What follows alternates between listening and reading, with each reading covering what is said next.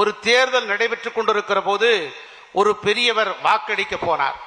வாக்களித்து விட்டு அந்த வாக்கு அதிகாரி இடத்திலே கேட்டார், ஐயா, என்னுடைய மனைவி வாக்களித்து விட்டார்களா என்று பார்த்து சொல்லுங்கள் என்று சொன்னார்.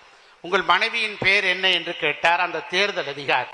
என் மனைவியின் பெயர் லட்சுமி, வாக்களித்து விட்டாரா பாருங்கள் என்று சொன்ன போது அதை வாக்கு பதிவு அந்த அட்டையை பார்த்துவிட்டு வாக்களித்து விட்டார் என்று சொன்னார். எப்போது வந்தார் என்று கேட்டார் அந்த பெரியவர்.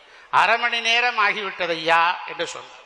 ஐயோ, அரை மணி நேரத்துக்கு முன்பாக நான் வந்திருந்தால் என்னுடைய மனைவியை லட்சுமியை பார்த்திருப்பேனே என்று சொன்னார்.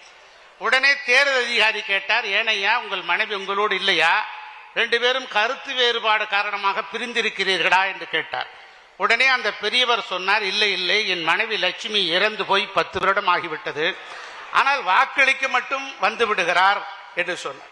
இப்படிப்பட்டவர்களை நம்பித்தான் திராவிட முன்னேற்ற கழகம் வெற்றி பெற்றுக் கொண்டிருக்கிறதை தவிர உண்மையான தேர்தல் நடந்தால் இந்த தேர்தலில் அனைத்திந்திய அண்ணா திராவிட முன்னேற்ற கழக மகத்தான வெற்றி சரித்திரம் படைத்து தேடிச்சோறு நிதம் தின்று பல சின்னஞ்சிறு கதைகள் பேசி என்று நம்முடைய எட்டயபுரத்து பாட்டன் பாரதி சொல்வானே, நான் வேடிக்கை மனிதரை போல வீழ்வேன் என்று நினைத்தாயோ என்கிற எண்ணற்ற கவிதை வரிகளுக்கு அத்தகைய உளப்பூர்வமாக இருக்கின்ற ஆற்றல் மிகுந்த தலைவர் தான் எடப்பாடியார் அவர்களை வழங்கி இந்த தீர்மானங்களை உங்களுடைய ஆதரவோடு வாசிக்கின்றேன்.